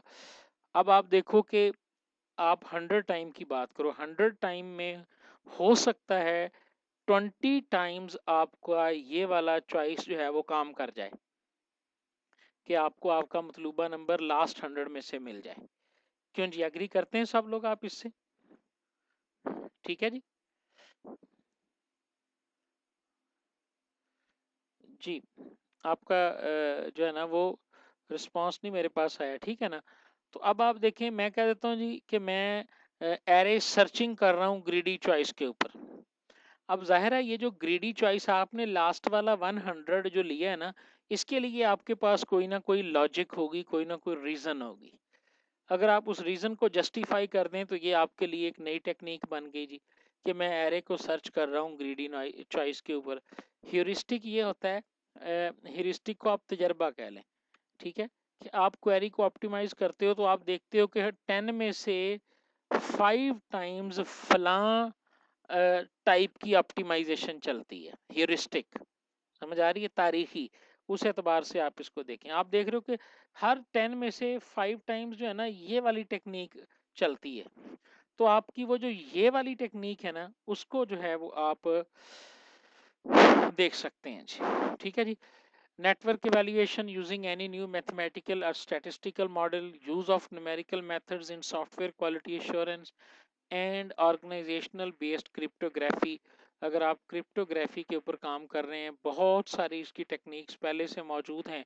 अगर आप कोई नई टेक्निक जो कि ऑर्गेनाइजेशन बेस हो, जनरल ना हो, एक पब्लिक की होती है, एक प्राइवेट की होती है, फिर combination of public and private की होती है, फिर और भी बहुत सारे मेथड्स दुनिया में आ गए जिनकी बुनियाद के ऊपर जो RSA के नाम से भी एक की मौजूद है जिसकी बुनियाद पे क्रिप्टोग्राफी की जाती है। ठीक है जी। आप अपनी ऑर्गेनाइजेशन की कोई पॉलिसी ऐसी बना लेते हैं, कस्टमाइज्ड क्रिप्टोग्राफिक कोई आइडिया जो है ना वो पेश कर सकते हैं। यहाँ तक बात की समझ आ गई जी। तो ये था हमारा आज का लेक्चर टर्म पेपर के हवाले से, जिसमें मेरा बुनियादी मकसद ये था कि आपको कम अज कम जो है वो सिलेक्शन, टॉपिक सिलेक्शन में जो है ना वो आसानी आपके लिए पैदा की जाए। क्योंकि अगर आपका टॉपिक सिलेक्ट हो गया ना तो आप उस टॉपिक का इंट्रोडक्शन 2 पेज का ज़रूर लिख लेंगे। सुन ले मेरी बात, ठीक है। और आप उस टॉपिक से रिलेटेड 5 पेपर डाउनलोड करके उसके एब्स्ट्रैक्ट को अपने अल्फाज में ज़रूर लिख लेंगे। आइडिया आपका फाइनल हो गया, इंट्रोडक्शन भी लिखा गया, रिलेटेड वर्क भी लिखा गया, बीच में सिर्फ एक एनालिसिस रह जाएगा और वो भी आप इंशाल्लाह कहीं ना कहीं से लिख सकेंगे। जी सैरिश, अब आपका जो जो भी कोई आइडिया है, कोई प्लान है, तो आप उसको डिस्कस कर सकते हैं। जी सैरिश। जी जी हाँ, अभी एंड नहीं हुआ जी, मेरी तरफ से एंड है। आप पूछें जी, क्या पूछना चाह रही हैं सैरिश जी। इस सारी एफर्ट में जी मैं सैरिश वेट कर रहा हूँ आपका जी, बताएं। I decided comparative analysis of requirement engineering models, ठीक है जी। Comparative analysis of requirement engineering models जो आपके पास मौजूद हैं उनका आप कंपैरेटिव एनालिसिस करेंगी, ठीक है। ओके जी। मैटलैब जो है ये इसका इस किस्म की रिसर्च के अंदर कुछ इतना ख़ास इम्पैक्ट नहीं होगा तारिक साहब, क्योंकि ये डाटा वेयर हाउस और डाटाबेस के हवाले से की जाने वाली जो रिसर्चेज हैं उनमें डाटा पैटर्न्स को फाइंड आउट करने में आपको हेल्प आउट करता है। I just found object oriented models in that too, not in much detail, ठीक है, बिल्कुल सही है जी। आपको ऑब्जेक्ट ओरिएंटेड मॉडल्स की इतनी ज़्यादा डिटेल नहीं मिल रही, ठीक है ना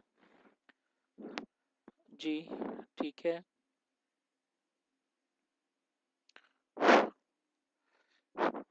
जी, कौन सा आइडिया है जी आपके पास?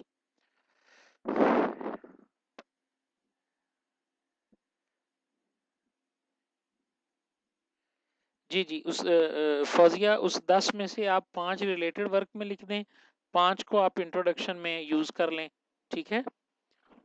और उन्हीं 5 को जो है ना वो आप, ओके जी। मौसम ख़राब हो गया है, अंधेरी आ गई है, तो मुझे थोड़ा सा क्लोज अप करना होगा, मैं बाहर बैठा था। थैंक यू जी।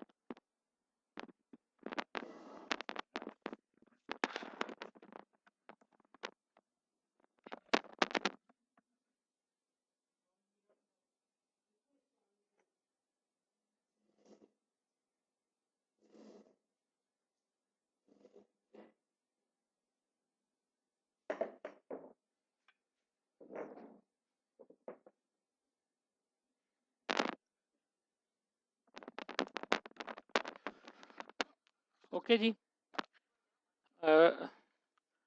सबका थैंक्स जी। इंशाल्लाह आई होप कि आपने काफ़ी कुछ सीखा होगा, लर्न किया होगा इससे। इंशाल्लाह नेक्स्ट लेक्चर जैसे ही दानिशकदा की तरफ से प्लान होगा, कल हो या परसों हो इंशाल्लाह, उसमें हम बात करेंगे एब्स्ट्रैक्ट के ऊपर और इंट्रोडक्शन के ऊपर। Thank you very much.